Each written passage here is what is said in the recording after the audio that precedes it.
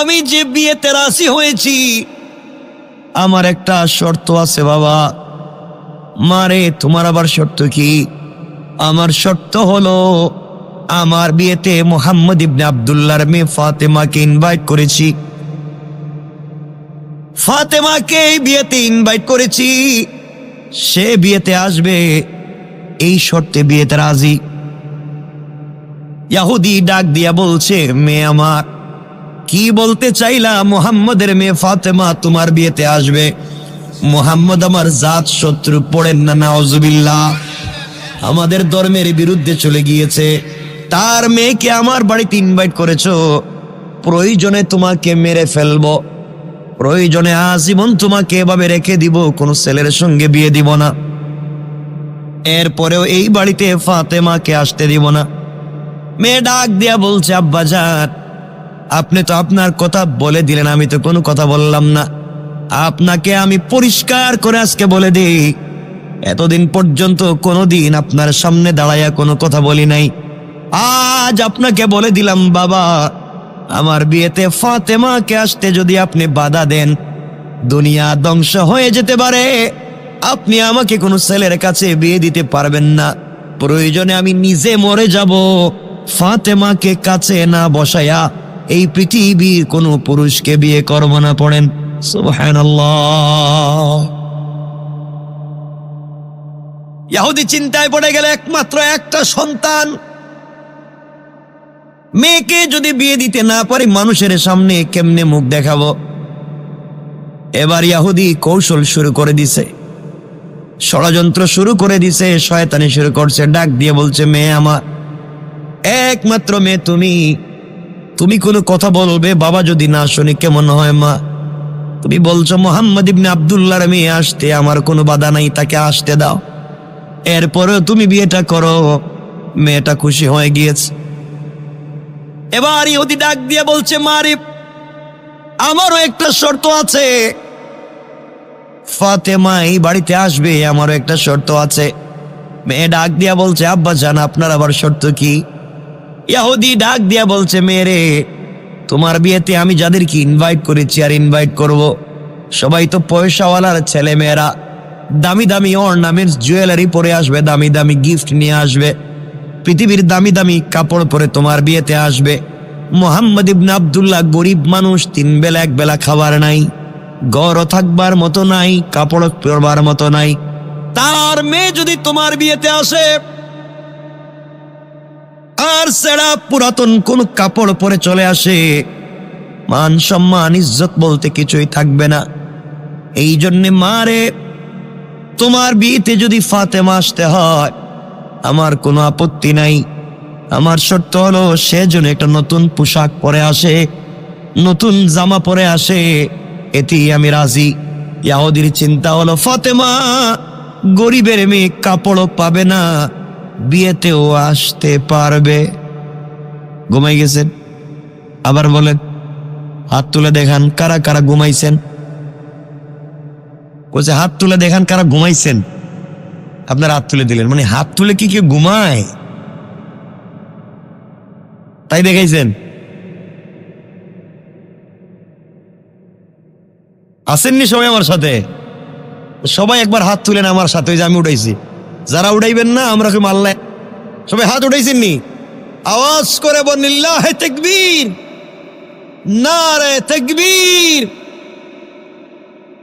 আল্লাহু আকবার কইছেননি সবাই? আমি কি এখানে আটকাই দিমু আজ, না শেষ পর্যন্ত যামু? রাত্রে তো অনেক হয়েছে, কিন্তু এই ঠান্ডা আমি তো বুঝি নেই, এখানে ঠান্ডা যে আছে। ঠান্ডা তো খোলা ময়দান, তো ঠান্ডা লাগে এসে আমার বুকে। না, আমি তো প্লাস্টিক। না, মনে হয় মানুষ না। আপনারা তো একদিন বসে রয়েছেন, আমাকে প্রতিটা দিন 12টা মাস কথা বলতে হয়। এটা কি মানুষ না অন্য জিনিস? আমার বন্ধুগণ, তাহলে আমরা কি যাব সামনে? আচ্ছা, ইহুদির চিন্তা হলো, ফাতেমা নতুন পোশাক পাবে না, বিয়েতে আসতে পারবে, এটা হলো তার ষড়যন্ত্র। আল্লাহ এগুলো শুনতে শুনতে, আল্লাহ শুনতেছেননি? না মনে হয় শুনেনি। আল্লাহ চিন্তা করলেন শয়তান কই কি, আমি যারে মোহব্বত করি ভালোবাসি, আমি যাকে ভবিষ্যতে সাইয়্যিদাতু নিসাই আহলিল জান্নাহ, জান্নাতি মেয়েদের নেত্রী বানাতে চাই, সাইয়্যিদা শাবাবি আহলিল জান্নাহ, হাসান হুসাইনের মা বানাইতে চাই, এরে নিয়ে এভাবে টিটকারি করে এটা তো হতে পারে না। কারণ তারা যত কৌশল করুক, আল্লাহর কৌশল ছোট না বড়? আরো জোরে কোন। এই জন্য আল্লাহ কোরআনে কারিমে বলছেন ওয়া মাকারু ওয়া মাকারা আল্লাহ ওয়াল্লাহু খায়রুল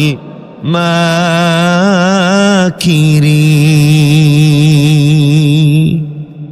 কিসের কৌশল করো রে?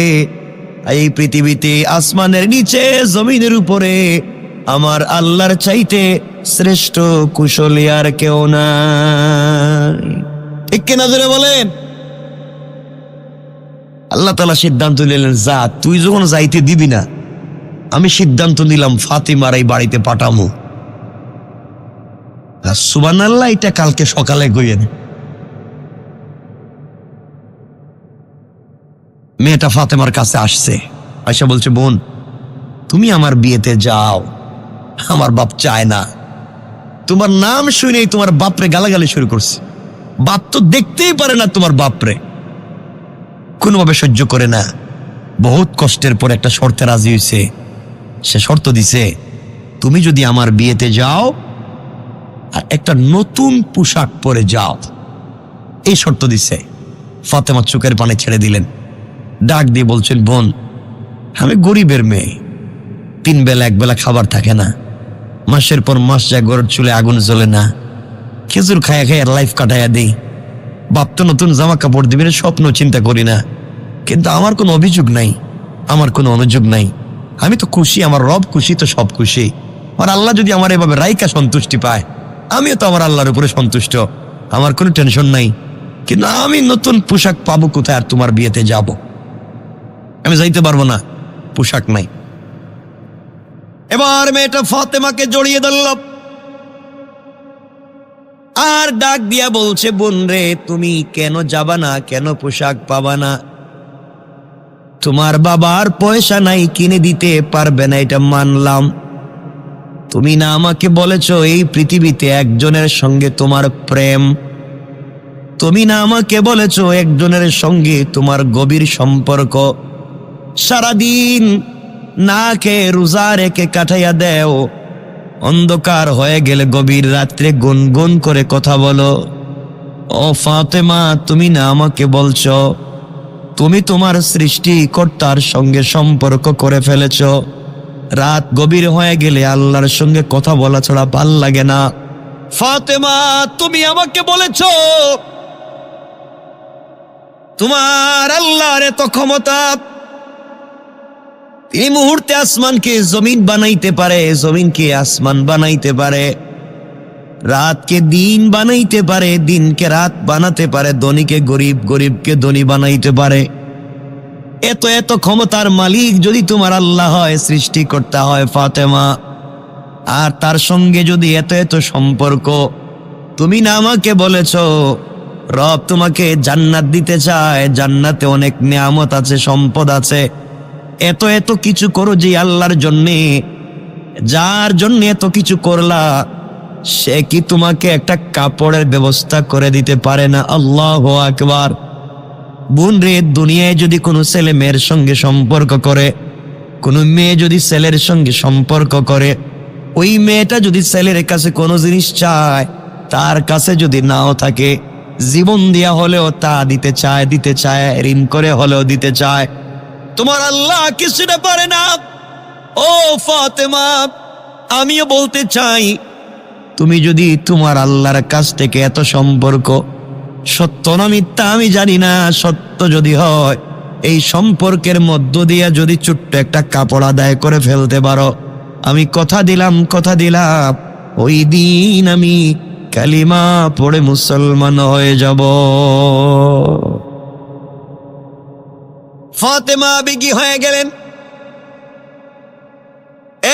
পর্যায়ে বলে ফেললেন, বোন রে, ইনশাআল্লাহ কথা দিলাম তোমার বিয়েতে যাব এবং এই দুনিয়ার সব থেকে দামি কাপড় পরে যাব। আল্লাহু আকবার, জোরে বলেন। মেয়েটা বাবার কাছে গিয়েছে, ডাক দিয়া বলছে, আব্বা জান, ফাতেমা কিন্তু বিয়েতে আসবে, নতুন পোশাক পরে আসবে, আমারে কথা দিছে। ইহুদি টিটকারি করে, শুনছস নি, জিগাইলেন আজকে খাইছেনি, 3 বেলার খাবার নাই, তাকবার গড় নাই, সে কাপড় পরবে। আমার আল্লাহ জবাব দিচ্ছেন কোরআনে বড় সুন্দর করে। আমার আল্লাহ বলছেন, ইন্না কাইদাশ শাইতানি কানা দাঈফা। আল্লাহ রব্বুল ইজ্জত ওয়াল জালাল বললেন, দুনিয়ার জমিনে কাফের বেঈমানেরা যত কুট কৌশল করুক না কেন, তাদের সবগুলা কৌশল আমি আল্লাহর কাছে মশা মাছির চাইতে আরো বেশি দুর্বল। কোন সুবহানাল্লাহ, আল্লাহু আকবার। আমার ওয়াজ সবে বুঝেননি? এমন কি কেউ আছেন যে এতক্ষণ বলছি কিচ্ছু বুঝেন নাই? সবাই বুঝছেন? না বুঝলে কিন্তু আবার শুরু করুন। বুঝছেন তো? মানে সবাই বোঝা লাগবে। আমি তো এভাবেই বলতেছি, আস্তে আস্তে ধারাবাহিকভাবে। আমার বন্ধুগান, এই কথা যেদিন হয় ওই দিন থেকে 1 মাস পরে বিয়ে। কয় মাস?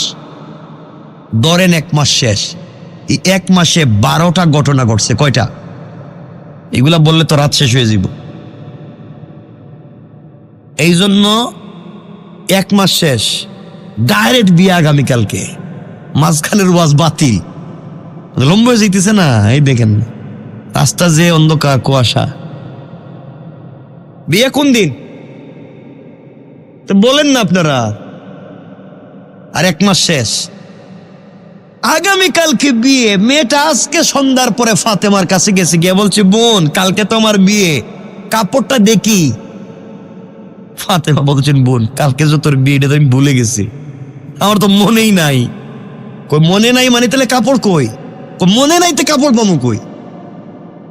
মেয়েটা তো আশ্চর্য, তাহলে আমার বিয়েতে তুমি যাবা না? এত যুদ্ধ, এত এত সংগ্রাম তোমার জন্য, আর তুমি যদি বিয়েতে না যাও তোমার সামনেই মরে যাবো।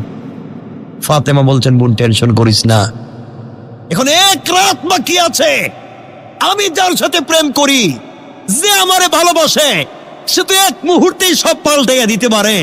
1 রাত বাকি আছে, এর ভিতরে আমার রব একটা ব্যবস্থা করেই দিবে ইনশাআল্লাহ। এটাকেই বলে হাসবি আল্লাহ, আল্লাহ আমার জন্য যথেষ্ট। কথা কি বুঝছেন? আলোচনায় বলছিলাম নি, হাসবি আল্লাহ, আল্লাহ আমার জন্য যথেষ্ট, এটা মনে করেন। কেউ যেটা পারে না, পারেন কে? মেয়েটা চলে গেছে, রাত গভীর হয়ে গেছে।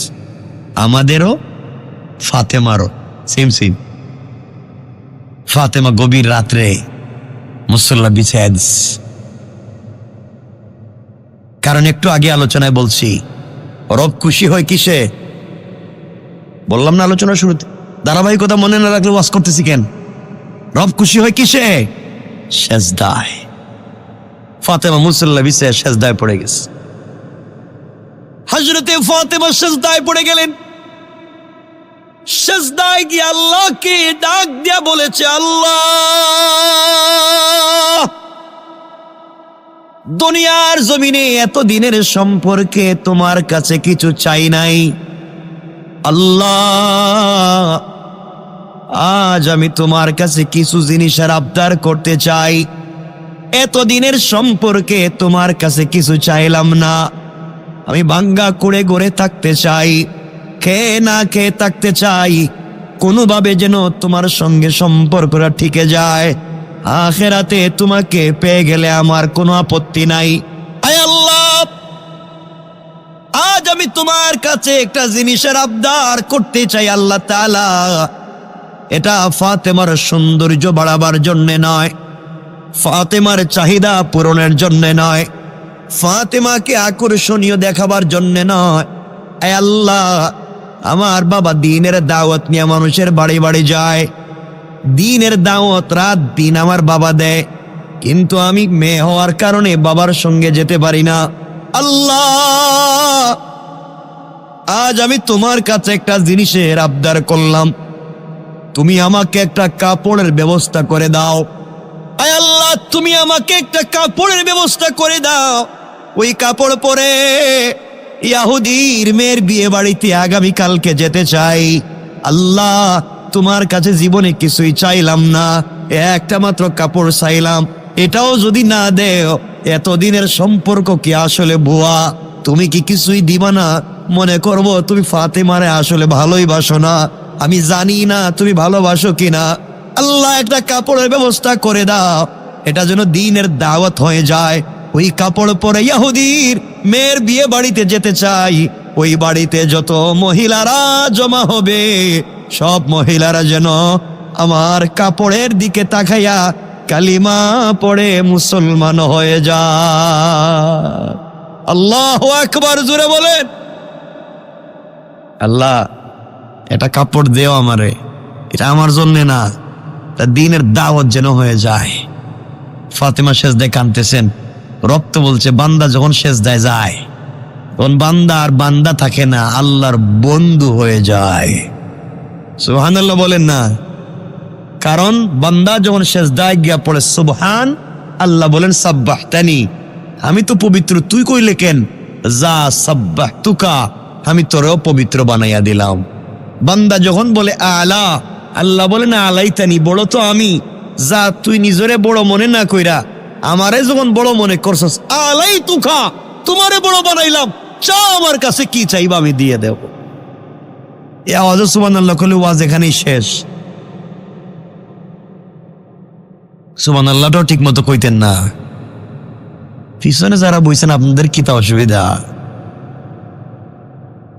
এটা কি একজন নিবে?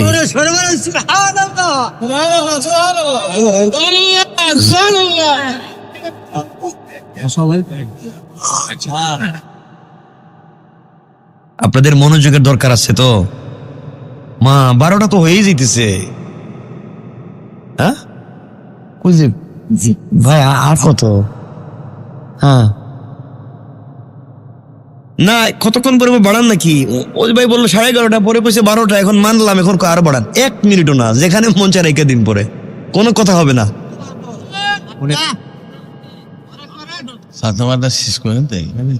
আরে শোনেন না, কষ্ট তো ওয়াজ করতেছে আমি, আর অসুবিধা হইতেছে আপনাদের না। আপনাদের কথা রাখছি, আমি ওয়াজ করবো, কিন্তু যখন আমি রেখে দিব কেউ বলবেন না হুজুর চালান। আপনাদের কথা রাখছি, চালামু কতক্ষণ। যখন রাখবো কেউ বলবেন না হুজুর আরো করেন। ইনশাল্লাহ বলেন ইনশাল্লাহ। এই জায়গায় আইছেন, এটার নাম ওয়াদা।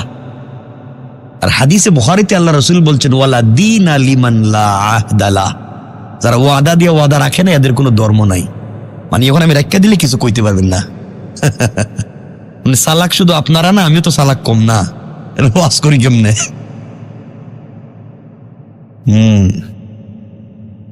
আল্লাহু আকবার। কষ্ট দিচ্ছি না তো আপনাদেরকে?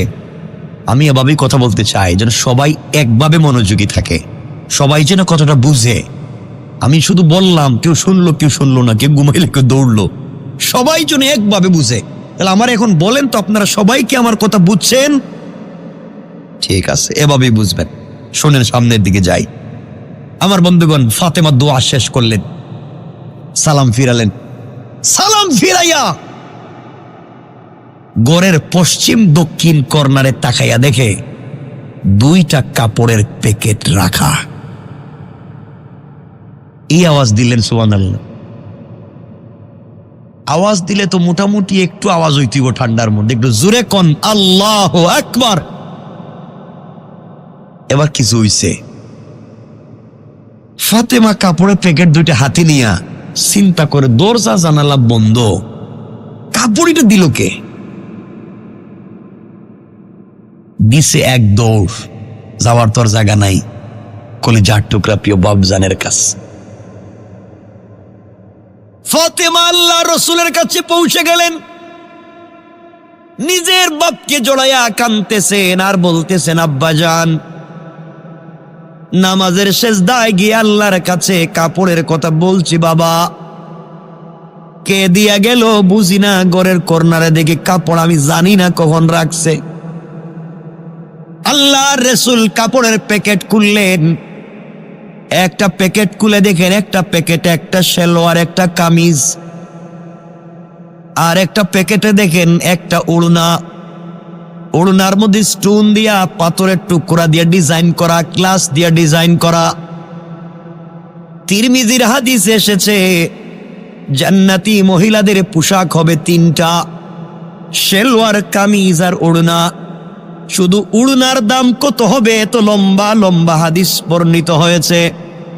আল্লাহর রাসূল বলে দিয়েছে ওড়নার মধ্যে যে একটা স্টোন দিয়া, পাথরের টুকরা দিয়া ডিজাইন করা, এক একটা টুকরার দাম আসমান জমিন আরশ কুরসি লৌহ কলম যদি বিক্রি করে দেওয়া হয়, জান্নাতি মহিলাদের ওড়নার মধ্যে টুকরা পাথর দিয়ে যে ডিজাইন করা এক টুকরা পাথরেরও দাম হবে না।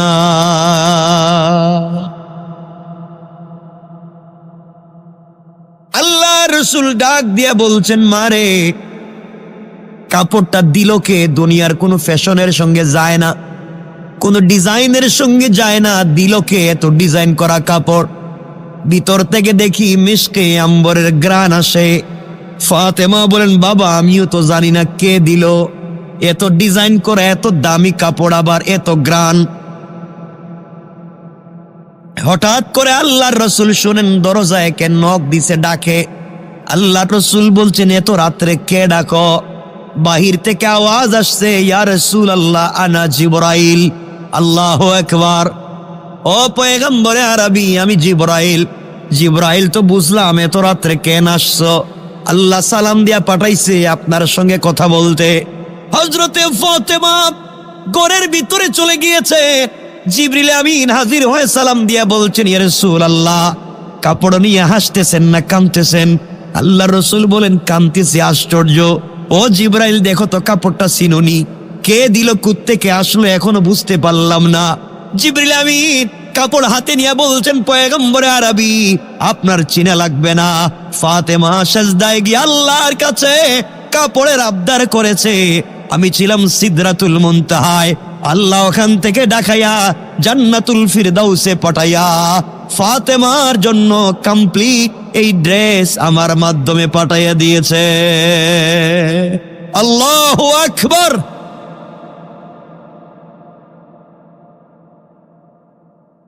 হে রাসূল, ফাতেমাকে বলবেন কালকে যখন বিয়ে বাড়িতে যাইবে কাপড় পরে যেন একটু পর্দার সাথে যায়। ফাতেমা কি পর্দা করবে না? আরে রাসূলের মেয়ে, আপনি কি চিন্তা করেন? অর্থ হইল উম্মতকে শিক্ষা দিতে চান, কারণ এই উম্মতের মহিলারা যেদিন নতুন কাপড় পরে এদিন পর্দা করেনি। নতুন কাপড় পরে যদি বুরকা পরে তাহলে এগুলো দেখা গেছে, দেখা যায়। এই জন্যই বলছেন নতুন পোশাক পরলে যেন পর্দা করে, কারণ মেয়েদের ইন্টেনশন থাকে পোশাক পরলে পর্দা করবে না। এটা তো দেখাই তৈব, লিপস্টিক লাগাইছে, হিল জুতা লাগাইছে, আলতা আলকাতরা কত কিছু লাগাইছেন না, এটা কি যদি বোরকা পরে দেখা যাইব নি? এরপর নৌকের উপর আর একটা নৌক লাগায়। এতদিন শুনছি হাতের আংটি পরে, এরা পায়ে আংটি দেয়, এখানে কি লাগাইছেন দুল লাগাই দেয় ঠুটের মধ্যে, এদিকে সেদিকে ভরায়া ফেলা এখন ডিজাইন করে। তো যদি বোরকা পরে তো এগুলো দেখা যাবে না, ঠিক নেই? এই জন্য আল্লাহ রাসূল বলছেন নতুন পোশাক পরলে পর্দা করতে হবে, একটু পর্দা করো। আমার বন্ধুগণ, সংক্ষেপ কথা, হযরতে ফাতেমা রাদিয়াল্লাহু তাআলা আনহা পরের দিন কাপড়টা পরে সকালবেলা ইহুদির মেয়ের বিয়ে বাড়িতে হাজির। যেই বাড়িতে ঢুকেছেন পুরা বাড়ি জান্নাতি পোশাকের আলোতে আলোকিত হইয়া জান্নাতি কাপড়ের গ্রানে পুরা বাড়ি মুখরিত হয়ে গেছে। যেই মেয়ের বিয়ে হওয়ার কথা, এই মেয়ে আইসা যখন ফাতেমার এই কাপড় দেখছে, দিছে এক দৌড় বাপের কাছে। বাপের কাছে গিয়ে কয়, আব্বা তুমি না কইছিলা ফাতেমা আসবে না? এত সুন্দর কাপড় পরছে, তুমি যেটা আমারে কিনে দিছ, মনে হইতেছে আমার কাপড় দিয়া ফাতেমার জুতাও মুছা যাবে না। সুবহানাল্লাহ বললেন। আমি আজকের বিয়েতে রাজি না, তুমি ফাতেমারে টিটকারি করছো। হে তো দামি কাপড় পরছে, তোমার তো পয়সা আছে, ফাতেমার মতো কাপড় না দিলে আজকে বিয়া করতাম না। লাগছে নি পেস, উনিটা ভাই তো কই, পেস তো লাগিয়ে গেছে। এই বাড়িতে যত মহিলারা আসছে সব মহিলারা ফাতেমার কাছে গিয়া বলে, বোন এত দামি কাপড় তা কই পাইছো? ফাতেমা বলছেন, কই পাইমু, কিনে আনছি। মহিলারা কই, কিনে আনছো মানে? আমরা তো এই দুনিয়া সব মার্কেট চিনি, আমরা তো এই যে এলাকার সবগুলা মার্কেট আমরা চিনি, তুমি কোন মার্কেট থেকে কিনছো এটা একটু খাও। ফাতেমা বলছেন, আমি যে মার্কেট থেকে কিনছি তোদের বাপ দাদা এই মার্কেটে যাওয়া তো দূরের কথা, নামও শুনে নাই। সুবহানাল্লাহ বললেন। মহিলাদের জিদ কম না বেশি? মহিলাদের রাগ উঠে গেছে গা, আমরা পয়সাওয়ালা, আমাদেরকে থ্রেট দে। হ্যাঁ, মহিলারা তো দৌড় দিছে, তাদের স্বামীরা যেখানে বসে খাইতেছে, এই খাবার বন্ধ, কেউ মুখে খাবার দিবা না, আগে ফাতেমার মতো কাপড় আনলে আনার পরে খাইবা। খাবার বন্ধ হয়ে গেছে কার সঙ্গে। সবাই তো চিন্তা করে এই কাপড় পামু কই? ফাতেমা ডাক দিয়া কয়, বোনেরা তোদের বাপ দাদার সম্পত্তি কুইলজা বিক্রি করলে তো কাপড় পাইবা না, এক কাজ করো, আমার এটা একটু হাত দিয়ে ঘষাইয়া বুকে লাগাইয়া দেও, শান্তি পাইবা। সুবহানাল্লাহ বলেন না? একটু একটু রাগ উঠাইতেছেন। মহিলারা শেষ পর্যন্ত বলছে, বোন ফাতেমা বল কোন মার্কেট থেকে কিনছো? ফাতেমা বলছেন, আমি যে মার্কেট থেকে কিনছি নাম শুনছো নি জীবনে? হ্যাঁ, এটা তো নাম শুনো নাই, কারণ আপনাদের এলাকা তো কাপড়ের এলাকা। হ্যাঁ ঠিক নেই? মহিলারা কইতেছে, কই কি রে, আমরা তো সব মার্কেট চিনি, দোকান চিনি, এমনকি দোকানের ম্যানেজারের নাম্বারও আছে। কতক্ষণ দেখেন, ঠিক না? সবই আছে, আর হেদি কি উল্টা কয়, আমরা তো সব জানি। আর আজকালকে আর লম্বা করতে চাই না তো, আজকালকের সব মহিলারা না, আজকালকের অনেক মহিলারা আছে মার্কেটে যায়, স্বামী পিছনে আর বউ সামনে, সুন্দর সাজগুজ কইরা গুন্ডার মতো যাইতেছে সামনে দিয়ে, আর স্বামী যেটা বাচ্চা একটা কুলে নিয়ে পিছনে পিছনে করতেছে, হে পিছনে করতেছে, আর বউ সামনে। এটা কোনো কথা হইল? এগুলো আছে না নাই? আছে। 12টা হয়ে গেছে তো সব কথা কইতেছি না। আমার বন্ধুগান, মহিলারা বলতেছে, বোন তুই কোন মার্কেট থেকে কিনছস? এবার ফাতিমা কয়, দূর, আমি মার্কেট থেকে কিনি নাই। কোথাইলে? আমার সাথে একজনের প্রেম, সেই প্রেমিক আমাকে এটা গিফট করছে, গিফট। মহিলারা কয়, বুঝলাম না, আমরা তো প্রেম করি, আমাদের প্রেমিকে তো দামি কাপড় দেওয়া দূরের কথা, 2 টাকা দিয়ে বাদামও কিনে দেয় না, আর যদি দেয়ও বাদাম তো অর্ধেক খাইয়া ফেলায় নিজেই। এই মহিলা এগুলো কি বলে? ফাতেমার কাছে সবাই আসছে, বোন কোন মার্কেট থেকে কাপড়টা কিনছ? আমরা মার্কেটে যেতে চাই। ফাতেমা বললেন, শোনো, আমি যে মার্কেট থেকে কাপড়টা কিনেছি ওই মার্কেটের নাম হলো জান্নাত, আর যে দোকান থেকে কাপড় কিনেছি ওই দোকানের নাম হলো জান্নাতুল ফিরদাউস। মহিলারা চিন্তা করে, জান্নাতুল ফিরদাউস, এটা তো শুনলাম না, আমাদের মার্কেটের নাম তো বল্টু মিয়ার মার্কেট, ঠিক না? এটা কি নাম কয়? মহিলারা কয়, বোন এটা কোন দিকে, মার্কেটটা কই? ফাতেমা বলছেন, এই মার্কেটে কি তোমাদের মতো কেউ যাইতে পারবো মনে করছো? এটা দামি মার্কেট, যে কেউ যাইতে পারবে না, এটা দামি দামি মানুষ যাবে। মহিলারা বলছে, বোন ফাতেমা এই মার্কেটে যাওয়ার রাস্তা কোন দিকে? এটা কি আমাদের গ্রাম থেকে শুরু হয়েছে না কলেজের রাস্তা থেকে শুরু হয়েছে, কোন দিকে যায়? ফাতেমা বললেন, তাহলে শোনো, এই মার্কেটে যে কেউ যেতে পারে না, এই মার্কেটে যেতে হলে মার্কেটের মালিকের সঙ্গে বন্ধুত্বের সম্পর্ক লাগে রে। আমি যার সঙ্গে সম্পর্ক করে কাপড় আদায় করছি ওই মালিকের সাথে সম্পর্ক ছাড়া এই রাস্তায় কাউকে যাইতে দেয় না।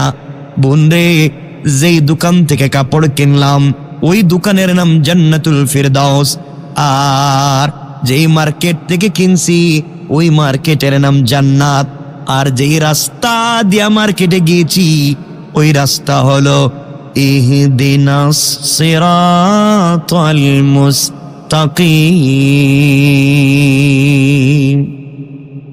ও মহিলারা, দুনিয়ায় যদি সিরাতে মুস্তাকিমের রাস্তায় যদি চলো রে, সামনে গেলে জান্নাত নামক মার্কেট পাইবা, ওখানে গেলে জান্নাতুল ফিরদাউস নামক দোকান পাইবা, ওখানে গেলে পরে আমার চাইতে আরো দামি দামি কাপড় পাইবা।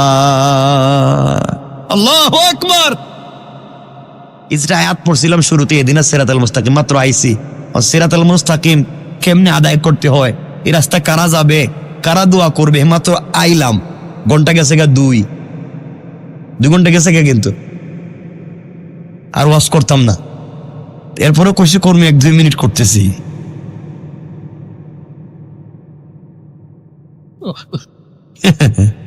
আমি একটু হাসতেছি। চিন্তা করেন, ডায়াবেটিস নাই আপনাদের? ডায়াবেটিস নাই? পেশাবে ধরে না? খিদে রে এদের সব দেখি রোগ কমে গেছে গে এখন। এটা কইলে ভাই বলে ভাই বহুত কষ্ট হচ্ছে, আর না 1-2 মিনিটে রেখে দেব। আমার বন্ধুগণ, মহিলারা কয় সিরাতে মুস্তাকিম রাস্তার নাম। আমাদের রাস্তার নাম তো সমীরউদ্দিন সড়ক, সড়কের নাম দিয়েছে উল্টাপাল্টা নাম দিয়ে দে। রাস্তার নাম সিরাতে মুস্তাকিম, মার্কেটের নাম জান্নাত, দোকানের নাম জান্নাতুল ফিরদাউস। হের বন্ধু এটার মালিক। কি ক এগুলো কই পামু? ফাতেমারে জিগায়, বোন তুই ক রাস্তাটা দিয়ে যামু কেমনে, কেমনে কেমনে যাওয়া যায় দেখাইয়া দে। ফাতেমা বলছে, লাইনে আইসো বোন, এই রাস্তা দিয়ে যে কেউ চাইলে যাইতে পারে না, এটা ভিআইপি রাস্তা, সিকিউর রাস্তা, সিকিউরিটি দেওয়া রাস্তায়, এই রাস্তায় যে কেউ চাইতে পারবে না। রাস্তা দিয়ে চলতে গেলে একটা আইডি কার্ড লাগবে, পরিচয় পত্র লাগবে, আইডি কার্ড ছাড়া কেউ যাইতে পারবে না। আইডি কার্ড থাকলে হবে না, আইডি কার্ডে একটা পিন নাম্বার আছে, পিন নাম্বার যদি মনে না রাখো, তাহলে পিন নাম্বার জিগাইলে না কইতে পারলে রাস্তা দিয়ে যাইতে দিত না। অর্থাৎ আপনার কাছে এটিএম কার্ড আছে, বুথে মারলেই তো পয়সা দিবে না যদি আপনি পিন না জানেন। ফাতেমা কয় আইডি কার্ড থাকলেই হবে না, পিন নাম্বার জানা লাগবে। পিন নাম্বার যদি মনে রাখতে পারো, আইডি কার্ড যদি ঠিক থাকে, তাইলে রাস্তাও পাইবা, রাস্তা পাইলে জান্নাত পাইবা, জান্নাত পাইলে মার্গস জান্নাতুল ফিরদাউস পাইবা, ওখানে গেলে কাপড়ও পাইবা। ফাতেমারে জিগায় পিন নাম্বারটা কি, আইডি কার্ডটা কি? ফাতেমা বলছেন, শোনা, সিরাতে মুস্তাকিম নামক রাস্তা দিয়া যদি চলতে হয়, যেই আইডি কার্ডের দরকার, যেই পরিচয় পত্রের দরকার, ওই পরিচয় পত্রের নাম হলো ইসলাম, আর পিন নাম্বার হলো লা ইলাহা ইল্লাল্লাহু মুহাম্মাদুর রাসূলুল্লাহ। ও মহিলারা, লা ইলাহা ইল্লাল্লাহ নামক পিন নাম্বার মনে প্রাণে ধারণ যদি করতে পারো রে, ইসলাম নামক আইডি কার্ড যদি সঙ্গে রাখতে পারো, সামনে গেলে জান্নাত, সামনে গেলে সিরাতে মুস্তাকিম নামক রাস্তা পাইবা, ওই রাস্তা দিয়ে গেলে জান্নাত নামক মার্কেট পাইবা, ওখানে গেলে জান্নাতুল ফিরদাউস নামক দোকান পাইবা, ওখানে গেলে আমার মালিকরেও পাইবা। মালিকের সঙ্গে যদি সম্পর্ক হয়ে যায়, আমার চাইতে আরো দামি দামি কাপড় পাইবা। মহিলারা কো, ফাতেমা তুমি গরিবের মেয়ে হইয়া এত দূর গেছো গা, আইডি কার্ডও জানো, পিন নাম্বার জানো, এটা কোন ইউনিয়ন অফিস থেকে চেয়ারম্যান আইডি কার্ড বিতরণ করে কত, কোন জায়গায় পাওয়া যায়? বার জায়গায় আইসো বোন, এটা পৃথিবীর কোনো মানুষ এই আইডি কার্ড বিতরণ করে না, পৃথিবীর কোনো মানুষের কাছে আইডি কার্ড নাই। এই আইডি কার্ড বিতরণ করেন একমাত্র আমার আব্বা। সুবহানাল্লাহ বললেন না? ইসলাম নামক আইডি কার্ড আমার বাপের কাছেই আছে, কালিমা নামক পিন নাম্বার আমার বাপের কাছেই আছে। আমার বাপ তো এগুলারই দাওয়াত দেয়, তোর বাপ দাদারা দেখতে পারে না, আমার বাপরে গালাগালি করে মারতে চায়, আমার বাপ তো আর কিছুই কয় না, এগুলার পরিচয় দেয়, ভিআইপি রাস্তা দেখাইয়া দেয়, জান্নাত নামক মার্কেটে যাইতে কয়, জান্নাতুল ফিরদাউস নামক দোকানে যাইতে বলে, মালিকের সঙ্গে সম্পর্কের কথাই বলে। তোমরা তো বুঝো না, আমার বাপরে গালিগালাজ করো। মহিলারা কই, কি রে, এ গরিবের মেয়ে হইয়া এত দূর পর্যন্ত বাপের হাত ধরে চলে গেছে গা, আর আমরা এখানে বসে থাকুম না? দরকার হলে স্বামী ছাড়ুম, দরকার হলে বাচ্চা ছাড়ুম, দরকার হলে মা বাপরে বাদ দিমু, এরপরেও ফাতেমার সঙ্গে, এই মালিকের সঙ্গে দেখা করতে জান্নাতে যাওয়া দরকার। আল্লাহু আকবার, জোরে কান। আমার বন্ধুগণ, লম্বা কথা, অনেক লম্বা, 1 ঘন্টার ওয়াজ, ছোট করে দিলাম।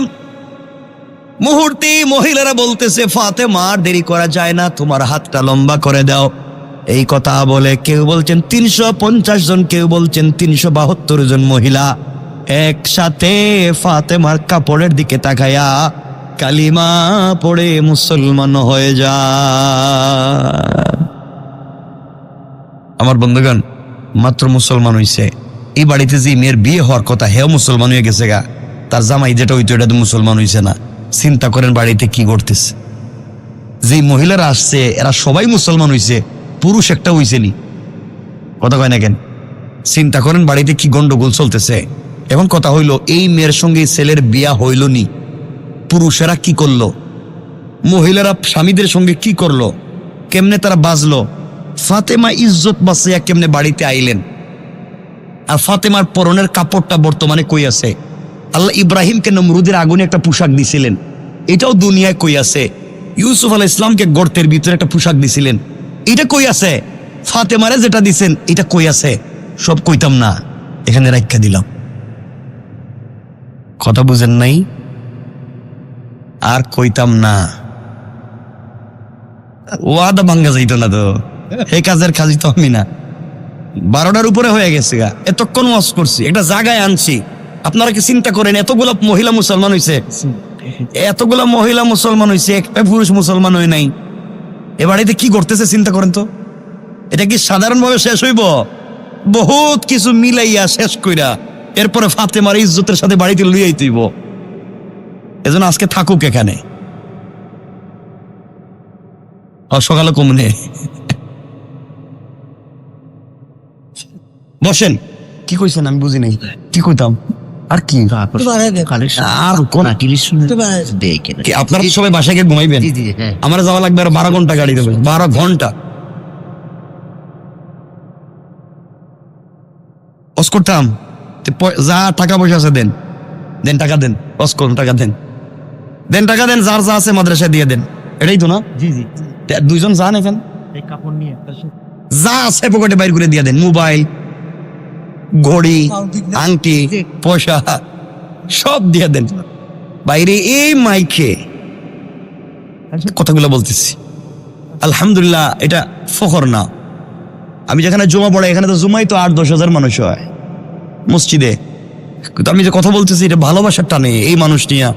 তো মাইকে যে আমার কিয়ামত বড়াই দিছে এটা বুঝতে পারতেছেন না আপনারা, কারণ কথা তো মাইকে বলতেছেন না আপনারা। ভাই দেও না, টাকা দাও, টাকা দিবা না ওয়াজ করবে, এটা তো হইতে পারে না। দেন টাকা দেন, 500, 100, 1000, 2000, 5000, 10,000, 20,000 সব এখানে দেন। 2, 5, 10, 20 টাকা সব ওখানে দেয়া দেন, সবাই দেন। ভাই দেও না, হাত পকেটে দেও না, ইডির হাত নড়ে না কেন্দ্রে। ভাই তাড়াতাড়ি উঠো। এই যে কষ্টটা দিছেন এই মাইকে আমার, আল্লাহ আমার তো শেষ। আমি এত জোরে কথা বলি না তো। ভাই দেন, সবাই দেন, মাশাআল্লাহ মাশাআল্লাহ, এত মানুষ দেন সবাই। এত রাত সবাই থেকে বাসায় ঘুমাইবেন, আমি তো ঘুমাইতে পারতাম না। ভাই এতক্ষণ যেগুলা বলছি বুঝছেন নি? কথা মনে থাকবো তো? দেন সবাই দেন। আল্লাহ মাশাআল্লাহ মাশাআল্লাহ মাশাআল্লাহ, ভাই দেন দেন, মাশাআল্লাহ দেন, সবাই দেন, মাশাআল্লাহ দেন দেন।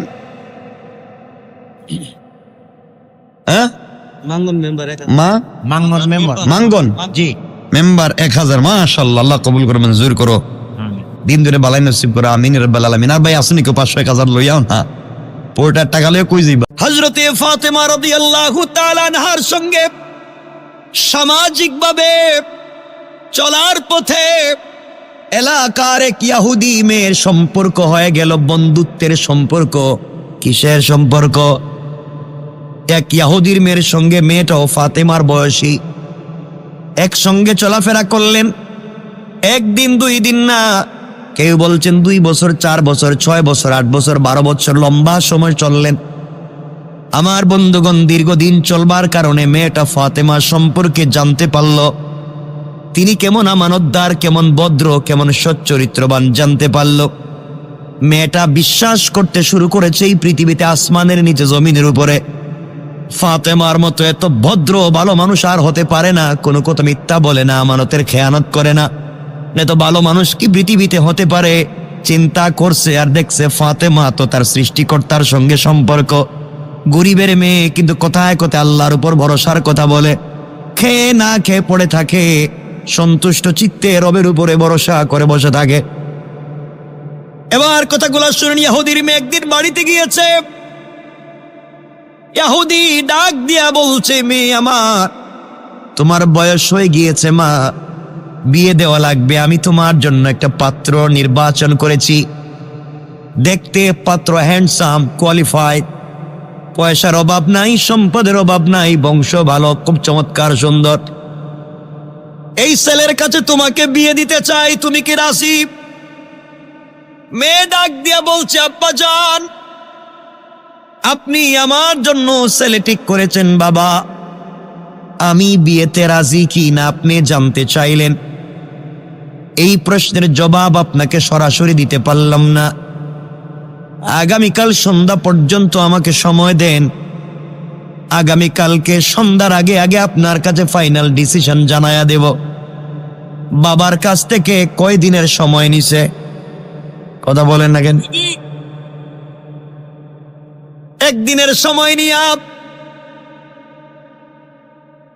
মেয়েটা পরের দিন সকালবেলা ফাতেমার বাড়িতে পৌঁছে যায়। ফাতেমার বাড়িতে গিয়ে চোখের পানি ছেড়ে ফাতেমাকে ডাক দিয়ে বলেছে, বোন রে, আজ আমি তোমার কাছে এসেছি আমার জিন্দেগির ফাইনাল সিদ্ধান্ত নেওয়ার জন্য। তোমার কাছে এসেছি, তুমি যেটা বলবে সেটাই আমি মেনে নেব। ফাতেমা বলছেন, বোন রে, আমি মুসলিম, তুমি ইহুদি, তোমার পার্সোনাল লাইফে আমি কেমনে তোমাকে সাপোর্ট দিব, সহযোগিতা করব, পরামর্শ দিব, কি জানতে চাও বলো না। মেয়ে ডাক দিয়া বলছে, ফাতেমা, চোখ বন্ধ করে চিন্তা করে দেখেছি, আসমানের নিচে জমিনের উপরে তোমার মতো ভদ্র মানুষ আর নাই। আমি আমার বাবার কথাকেও 100% মেনে নিতে পারলাম না, কিন্তু আমি তোমার কাছে এসেছি, তোমার কাছ থেকে বিষয়গুলো জানতে চাই। ফাতেমা বললেন, বলো কি জানতে চাও? মেয়ে ডাক দিয়া বলছে, ফাতেমা, দীর্ঘদিন থেকে তোমার বাড়িতে আসা যাওয়া করি, কত ধরনের কত জাতের মানুষকে তোমার বাড়িতে আসতে দেখলাম, কোনোদিন তুমি কাউকে খারাপ কথা বলনি, কাউকে অন্যায় পরামর্শ দাওনি।